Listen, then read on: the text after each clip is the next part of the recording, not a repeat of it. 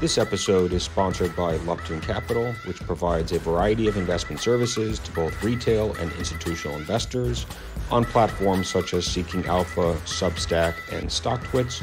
For more information on these services or for links to those services, please visit luptoncapital.com. Hey, everybody. Welcome back to the Investing with the Whales podcast. My name is Jonah Lupton. I'm your host for the show. Another great guest today. It is Alex Morris. He is the founder of TSOH Investment Research. He mostly writes about his long-term investment ideas, some philosophy, strategy, etc. So, Alex, welcome to the show. Thanks for having me. We were talking a little baseball before, so we got to get this over with quick so we can go watch some games. 'Tis the season, right? We turn the calendar from college basketball over to baseball, and I think we'll have the NFL draft pretty soon, so we can start talking football. So, good time of year, plus the weather's getting warmer. You're down in Florida, right? Yeah, it's already warm. It's summer already. It's like, we're still in the 40s up here in Boston, so we're ready for some warmer weather.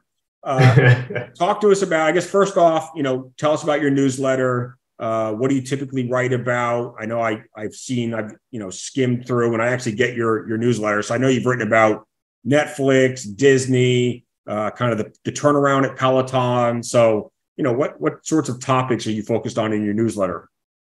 Yeah, just to give a quick background. So I spent 10 years on the buy side as an equities analyst, and I was writing online throughout that entire period under a pseudonym. And I decided in early 2021 to effectively take the work I was doing as part of my 9-to-5 and turn it into this investment research service where I provide complete portfolio transparency to people about everything I'm doing in my own portfolio. And then I, have a lot of deep dives on new companies, a name like Peloton, which I don't own, but I've started following here in the last, 2 years or so. And then I obviously have updates on the names that I do own. And then anytime I make changes, I disclose it to people beforehand. What types of stocks do you typically invest in, or what are some companies that you own right now? Yeah, so some of the companies I own, like you said, I own both Netflix and Disney. I've owned Microsoft and Berkshire Hathaway for over 10 years now. So it's really focused on highest quality businesses that I'm capable of understanding. As part of that, I really think quality of management is essentially indistinguishable over a long enough period of time. So those are really the main features: business quality, management quality, ability to understand and think about where a business can be 5 to 10 years from now. That's kind of the wrapper that I start from. When you're fading out a little bit, I don't know if that's your mic. When you make a new investment, start a new position, do you have a time frame in mind? I mean, I'm assuming it's 12 plus months, but I mean, are these stocks that you plan on holding indefinitely? Yeah, I go in with the idea that this is something I'm going to be owning for a long period of time, which may be 5 years, maybe 10 years, maybe indefinitely. I very rarely buy things where I would expect to not own the position, 12, 24 months from now. So it's everything's, and that really impacts every part of the process, right? From the research to the initial decision making. It's all wrapped in this idea of, is this truly a business I'm going to want to own 5 or 10 years from now?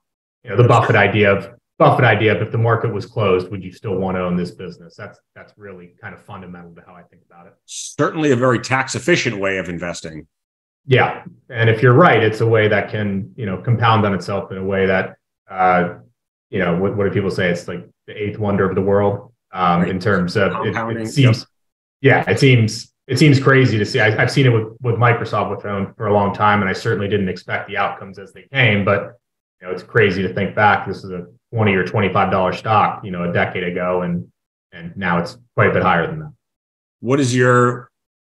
What position in your portfolio have you had the longest, and what is your most recent position? So those Microsoft and Berkshire, which are the two largest positions, are right near the top and have been right near the top for a long time. I've owned those since I basically started investing. Okay. 2010, 2011.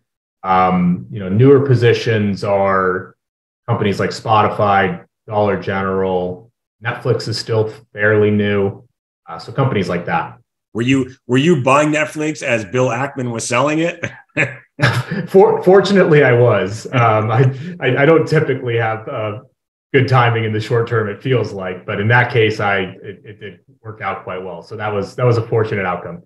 I remember him, sending out the Twitter post that he was building a big position in Twitter. I mean, Netflix, I want to say $1 billion, give or take. I think it was in that ballpark.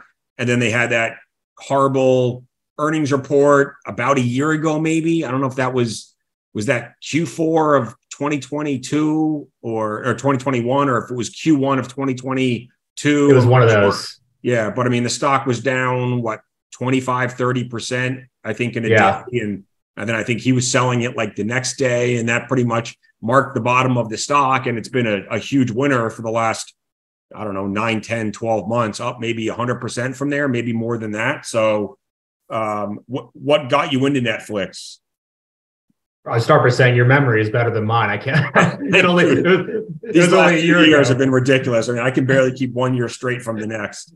It was only a year ago. I can barely remember how that course of events went. I think what initially got me interested is I kind of approached it early on. If you go back 5 or 10 years now, from the kind of traditional value investor mindset of this not making any sense when the company's market cap was, call it maybe $30 billion. And I owned Disney throughout I initially owned 21st Century Fox, which when Disney acquired some of their assets, I took the equity as part of that transaction. So I owned Disney, and that led me to really start thinking more about Netflix and what they were trying to build and what the long-term opportunity looked like.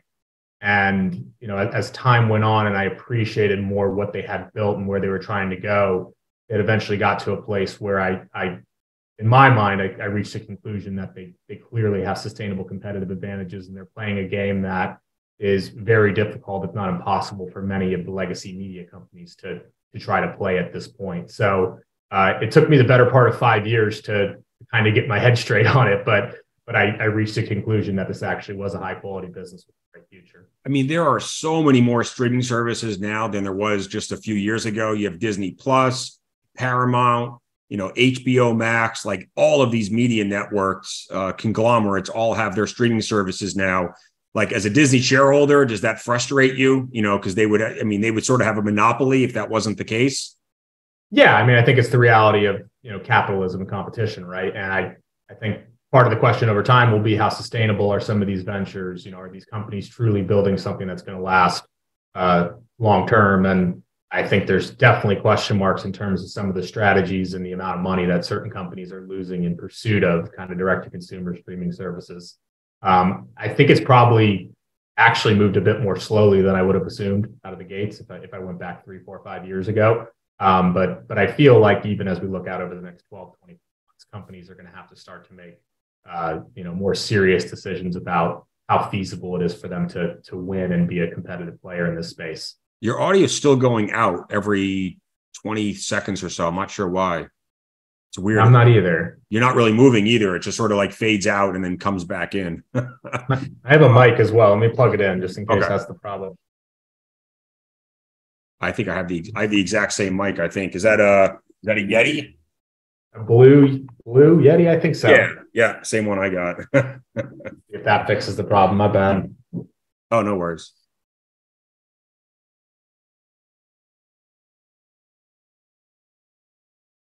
Yeah, you probably have to change the settings, right? The sound settings.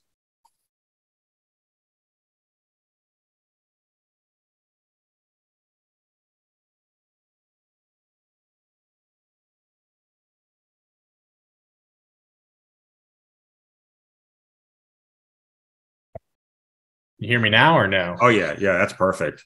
Is that better? Oh, yeah. I assume it's working. Yep. Okay, cool. So Spotify is actually a company that I don't own. I've never owned it. I've started to look into it.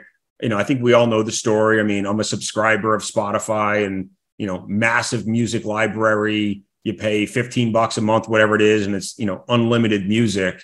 Margins are probably pretty thin. They give up a lot to the artists. But what do you like about Spotify? And is it because they built such a massive user base that now they can start to monetize it? Yeah, I think it's going back to what I said a moment ago about Netflix. It was maybe some of the learning that I saw there about what, building a a significant scale advantage in some of these, consumer distribution businesses, some of the opportunities it might open up over time. Now they're very different businesses in some ways. To your point about pricing, they've been at $10 a month for kind of the core service for over a decade now. And it's a big push from the labels to get these companies to start to take pricing as Apple and Amazon have already done in the past 6 months or so.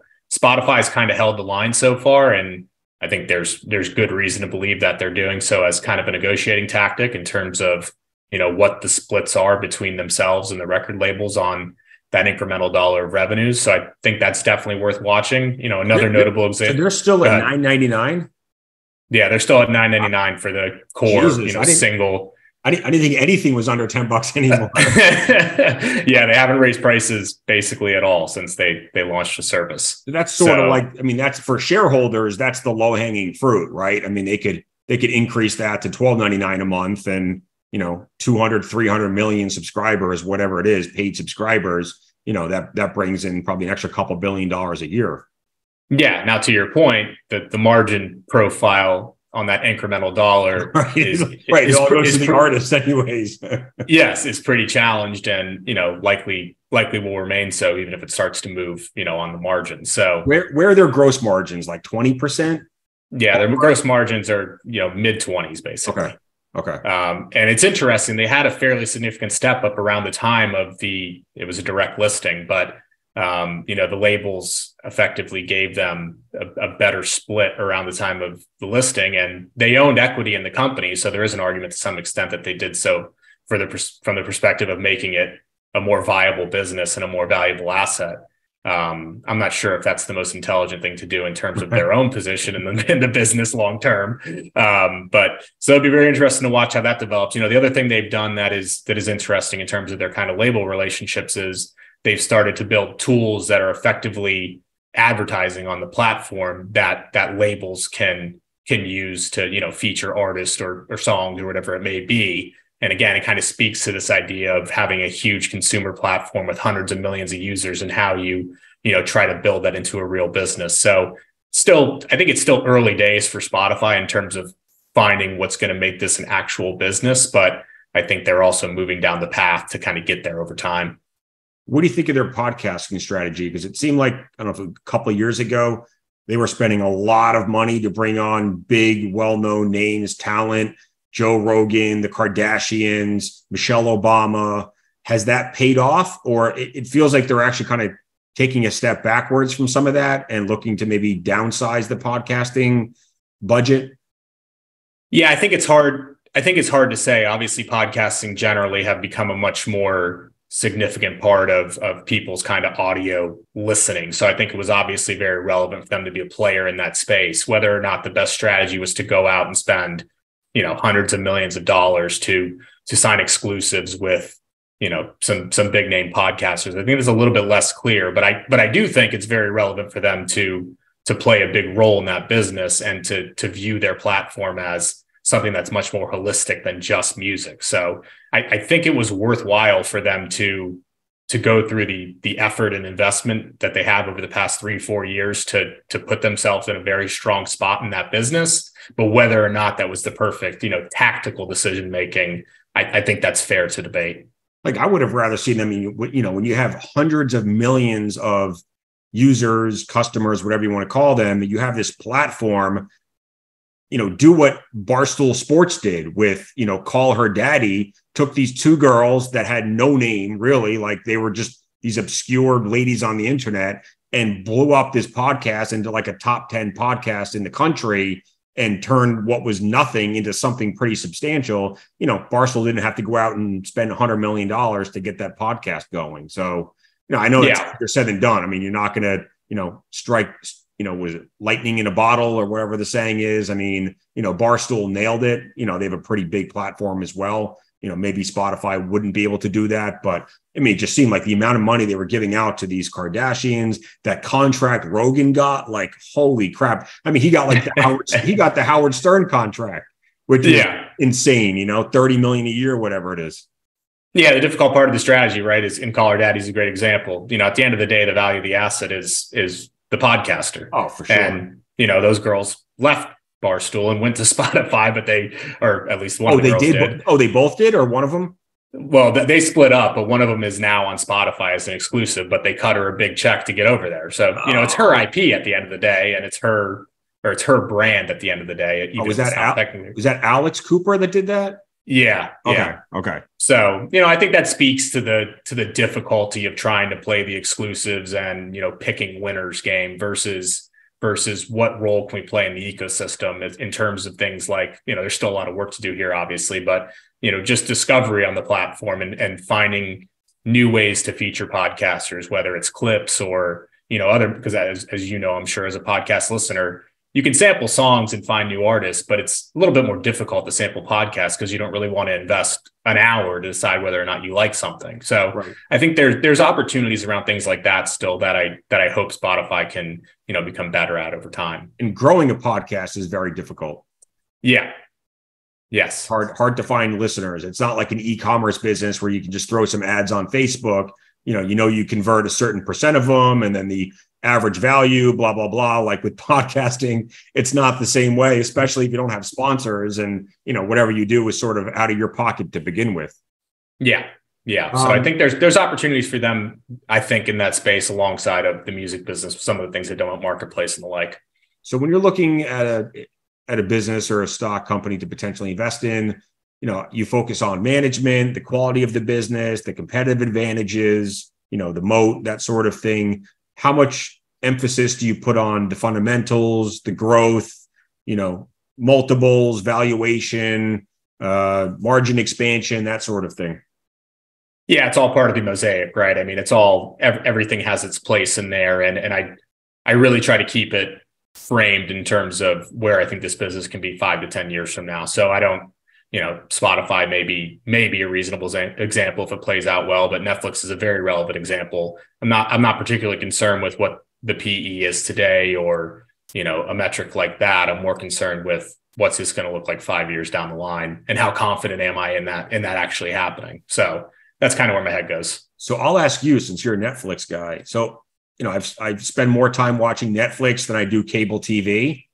And I've noticed that like 80% of the shows I've watched over the last couple of years are international shows that are like dubbed over, subtitled, like that sort of thing, right? There was the Money Heist show.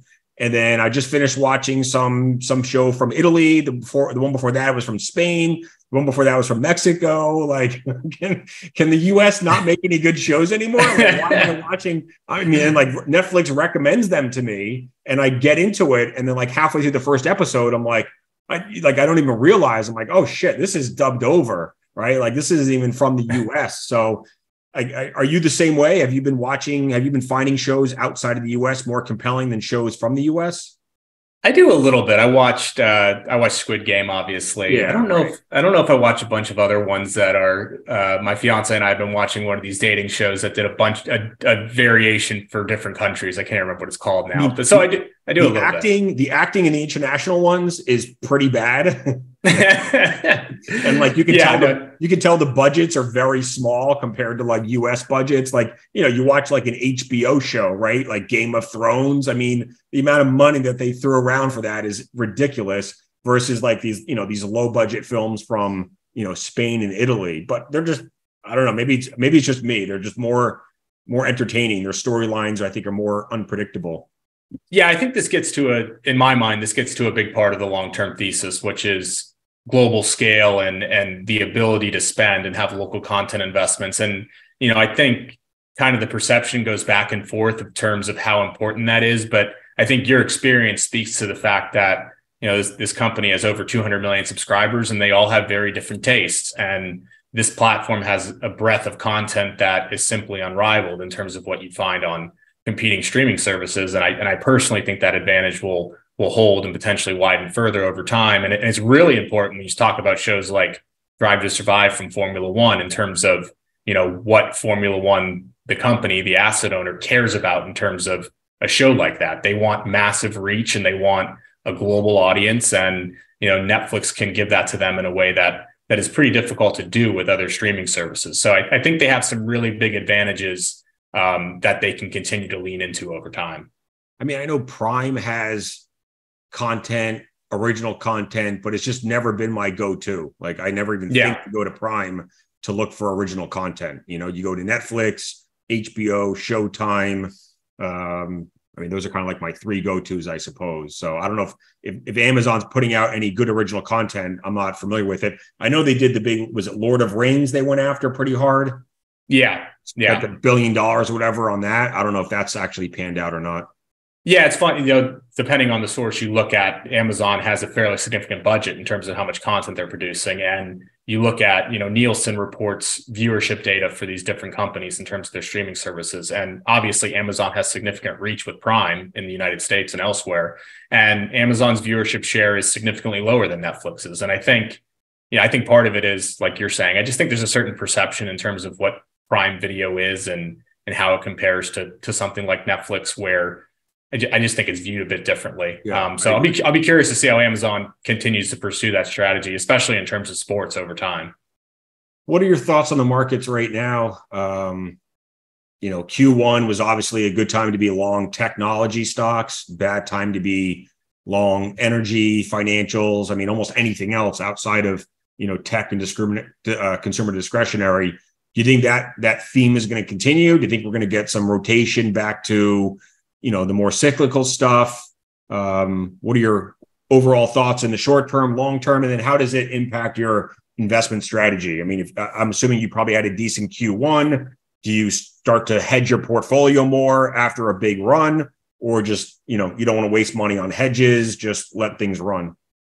Yeah, the short answer is I don't know, and it really impacts nothing for me. I don't do any sort of hedging or anything like that. I own 12 companies currently, and I'm fairly concentrated. That said, I still have a reasonable amount of diversification across the portfolio in terms of the businesses, which is nice. It means every quarter, no matter how things are going, there's always problems in the portfolio. there's always something that's not doing well and that has serious questions. So it's there's always something to keep an eye on. But yeah, the short-term stuff really doesn't impact what I do in any material way outside of it creating opportunities to, you know, either trim something or buy something new.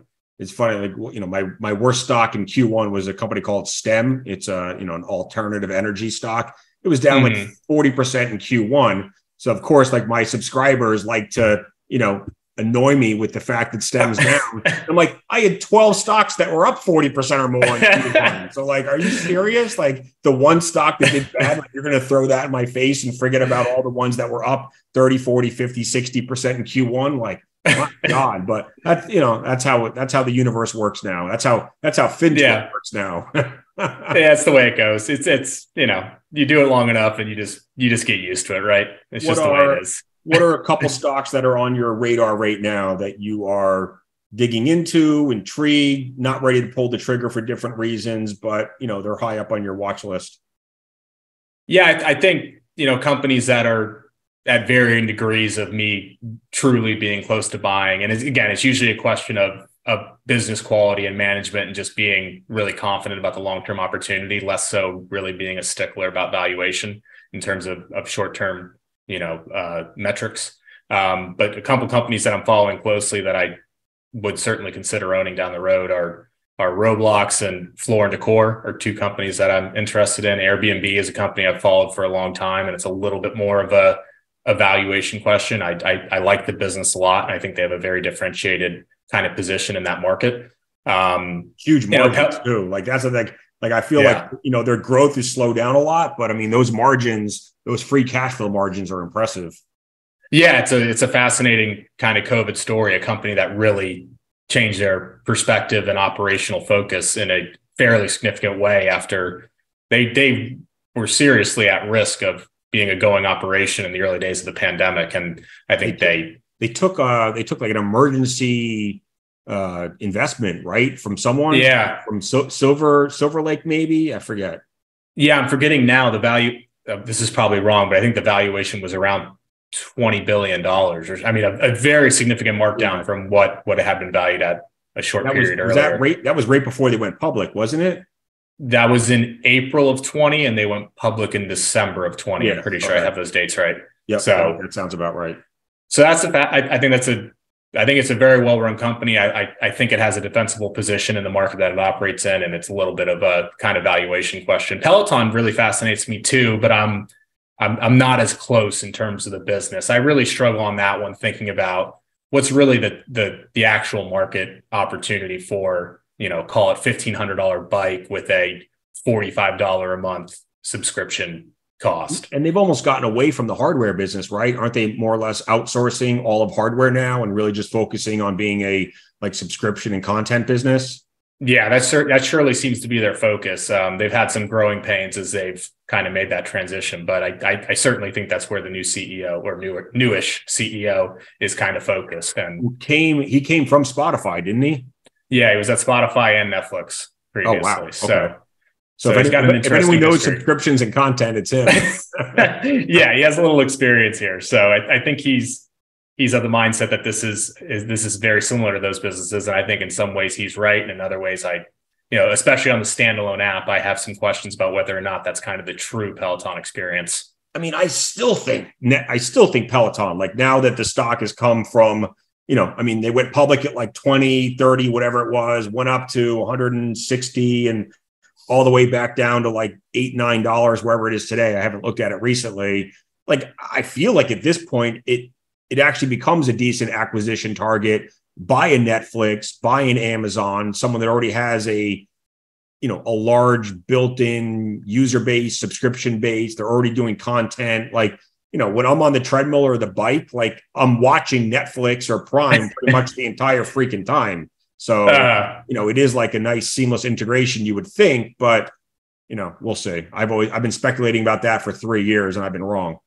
Yeah, I've always, Microsoft's trying to buy Activision right now, and it's looking more likely than it was a few weeks ago. And obviously a big part of that is Game Pass, kind of the subscription gaming business. But to your point, I do wonder if there's anybody looking at a way to crack the nut on a broader video / gaming / audio subscription, and whether or not the logic's there for doing so. But it'll be hard to get there, I would think, because M&A generally for the really large tech companies is tough to do, right? Right. But to the extent it could be done, and I would be curious if somebody had the ambition to make that happen. Well, the Peloton's pretty small. I mean, what do they have? Like 3 million subscribers? Is it even that? Yeah, 3 million. Yeah, it's definitely small. Maybe a big tech company could get that done. Yeah, they could probably there was a logic in doing so. What do you think about? Roblox. So I've looked at Roblox. So that's a tricky one because they're losing money, but they're positive free cash flow. Mm-hmm. So why are they still losing money yet they have positive free cash flow?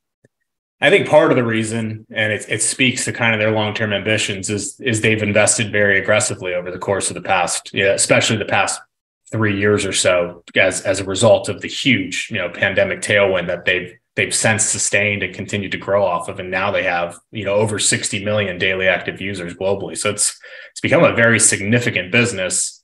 That said, as someone who's in their 30s, it's kind of hard for me to understand Roblox relative to what I consider, I think mostly kids, right? Yeah, a large percentage is, they split out over and under 13 years old, and over 13 is now the majority of the user base, actually. Really? I believe I have that correctly. But how many of those are 14, 15, 16, 17? That's a little bit less clear. And most of them don't have their own money. So like they're dependent on mom and dad to spend for them. Right. So it's a hard one for me. The numbers certainly tell a story, but for me, comparing it to FIFA or Call of Duty on Xbox, it feels very, very different. So, I think I'm still getting my arms around it a little bit in that regard, but the numbers are what they are. How does Roblox make most of their money? Do they have brand sponsors like in the games, or is it mostly from the kids using these, Roblox bucks or whatever they're called?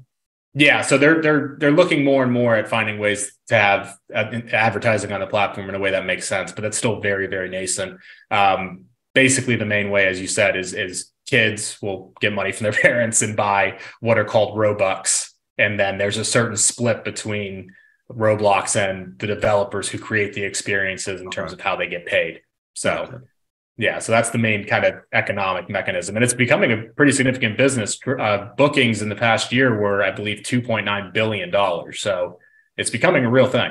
Wow. And this is probably why, is it ARK? I think ARK probably has Roblox in their like ARK F, the fintech ETF, because they probably think Roblox is like a fintech almost more than anything else at this point. All the money that probably flows through their platform. I'd have to double check, but I mean, there's always like, like Shopify's in there, but Shopify definitely has like a legitimate, fintech component. Teladoc is in there, which has always been kind of a weird one, but I wouldn't be surprised if Roblox was in there too. I'm not sure. What do you like about Floor and Decor? I know the ticker symbol is FND. I looked at it a couple of years ago. Are they they're like a smaller, more niche Home Depot, right? Yeah. I mean, a big part of their sales pitch is, and one, they have the scale now to be kind of price competitive with the big boxes. Two, because of their sole focus on this one category, a category that a Home Depot or a Lowe's might give 2 aisles to in a store. They have a certain amount of SKU breadth and, the display of the products, for example, that they can get inventory to you quicker. So, it's really a focused strategy inside of a niche of what HD and Lowe's do day to day. And they've managed to compete there effectively between the big boxes on one end and kind of the independents on the other. And did you mention Dollar Tree or Dollar General? I own Dollar General. I followed both of them for a long time. I think Dollar Tree is a fascinating company too. I'm actually going to write about them this week. What do you like about Dollar General? And is this more of a, like, if we go into a recession, people will trade down sort of play? I think it's an interesting part of it. I always love to, peak to trough, and during the financial crisis when the market was down 55%, Walmart, as a random, or similar comp, was actually up 3 or 4% the stock. I always find that I always find that crazy. It's a relevant part of it, but it's, more of the underlying thesis is I think they've built out a very compelling and, something that they can replicate over time real estate strategy. It's effectively a rural grocery store that I think continues to get better over time as they have more scale and they have more presence in these markets. And, they've built a very significant number of units over the past 10 years or so, but I think there's an opportunity to keep growing as we look to the years ahead. So a few months ago, I was in Nashville, and next to my hotel, there was this, I think it's called DGX. Yeah. In there. And I didn't realize until I was checking out that it was actually a Dollar General store. Yeah. They were intent on making that a bigger format than, I think they kind of hit some growing pains in terms of what that could become. It's become less of a focus over time, but there was a period where DGX was kind of their idea for, another growth avenue. Okay. Yeah. I mean, because, downtown metro area where you can't have a big, regular sized retail store. This was a smaller, I mean, I don't know how many square feet, 8,000 square feet. I'm just kind of making up a number, but, probably 8 or 9 aisles of, some food, and then, mostly for people, like for tourists, like if you're a tourist in town for a week or two, what would you need? If you're staying in an Airbnb, right? You need some food, you need, dishwasher detergent, laundry detergent, that sort of thing. Yeah. You do anything international or mostly US focused?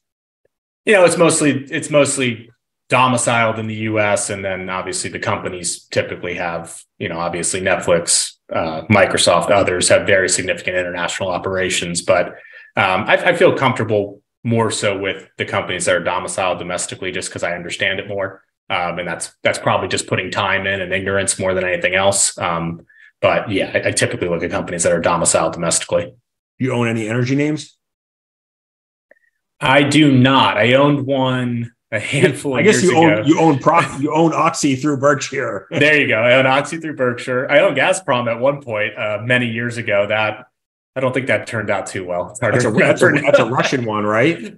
Yeah. I don't think it turned out too well. Have they opened up the Russian stock market yet since last year, or has it been closed the whole time? I have no idea. I think the Jim Grant, if you're familiar with him, I think his line at the time was, you were buying at Gazprom at 3 times earnings after corruption and stealing and whatever else was taken out of the business before it got to you. I mean, that's the problem with internationals. I mean, some of these companies look so cheap, you just wonder if the numbers are legit. I mean, that's why I refuse to touch any China stocks, because I just don't know if you can trust the numbers or what you own, because of this VIE, shell company? Like, do you actually even own a company, or you just own like a piece of a shell company that owns the company? And like, I don't know, it just makes me a little too nervous. Yeah, that gets a little bit outside of my focus for one, but just it becomes too complex for me and not an area of expertise. I remember when I used to own JCPenney, which was a fairly significant mistake at the time. But I remember when I was at the point of the ownership where I was kind of reading credit documents to see whether or not they, had the flexibility to survive. And I very quickly realized that is not my area of expertise and not a game that I'd prefer to be playing. So I do my best to avoid that stuff. I don't blame you. TSOH stands for the science of hitting, correct? Correct. How'd you come up with that name?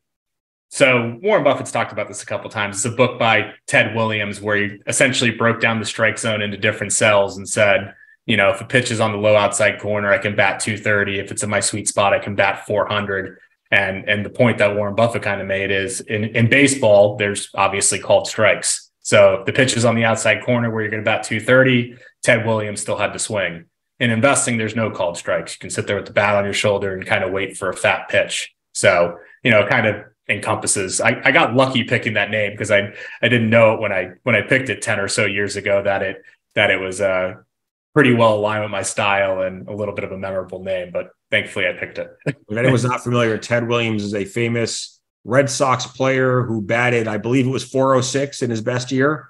I think that's right. Yeah, and I think he still owns the batting title. I always say that investing is more about slugging percentage than batting average. Agreed. Right? Like you want your winners to be,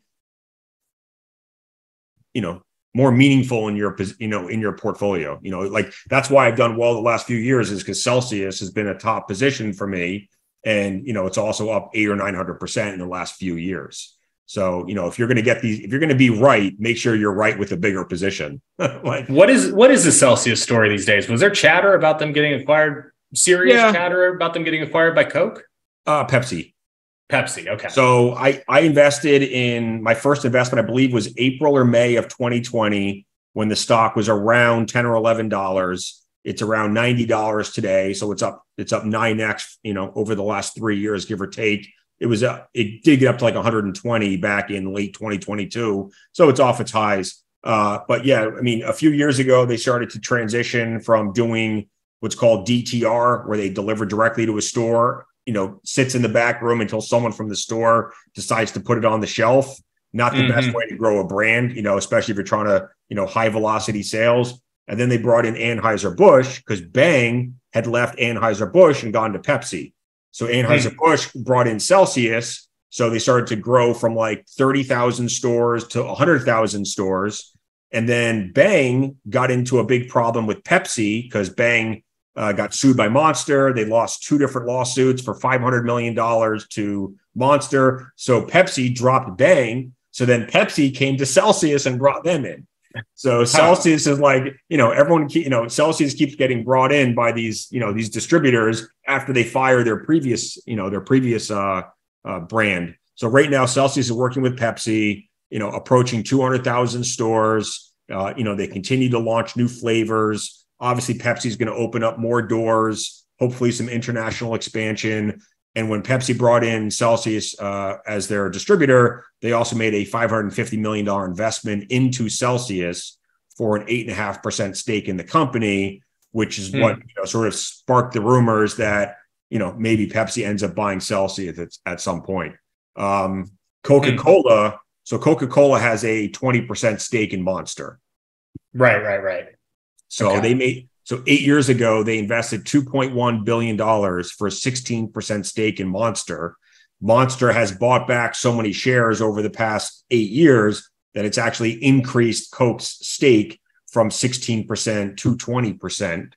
Now, at this point, Coca-Cola, Monster is a $50 billion company. So I don't think Coca-Cola is going to be buying them anytime soon, but Celsius is an $8 billion company. So if people think that Celsius is the next Monster, and I think there's a shot, it wouldn't be a bad idea for Pepsi to jump on that sooner rather than later. But yeah, so it's an interesting story. It's played out pretty well, better than I could have expected. I actually have a Celsius cooler on its way from my apartment. When you get a 9X in 3 years, you can buy the cooler. Anything else we skipped over you wanted a chance to chat about? I know we covered a lot of ground. I don't think so. I appreciate you having me on, and it's always fun to talk to investors who like. I don't talk to people who talk about Celsius, so it's nice to talk some new names. I mean, that's the thing. Like, I own, I don't own a lot of the stocks that you own. I own a lot of like mid cap growth companies. So Celsius, Shockwave, Lantheus, Mercado Libre. That's a little bit bigger name. Uber's a little bit bigger, and then other names like Transmedics. That was a hot name for the last couple of years. Shift 4 payments. So I sort of, my sweet spot's kind of like that 5 to 15 million range, more so than the larger cap companies. But, like you said, we all need to find out what works for us and stick with it. Yeah, for sure. And where can we best find you online? Twitter is your go-to? Yeah, Twitter at TSOH_investing or thescienceofhitting.com. Awesome. Well, Alex, thank you so much, man. Great to finally catch up. And, feel free to come back in a few months and we'll do this again. Thanks for having me on. Talk to you soon. Bye-bye.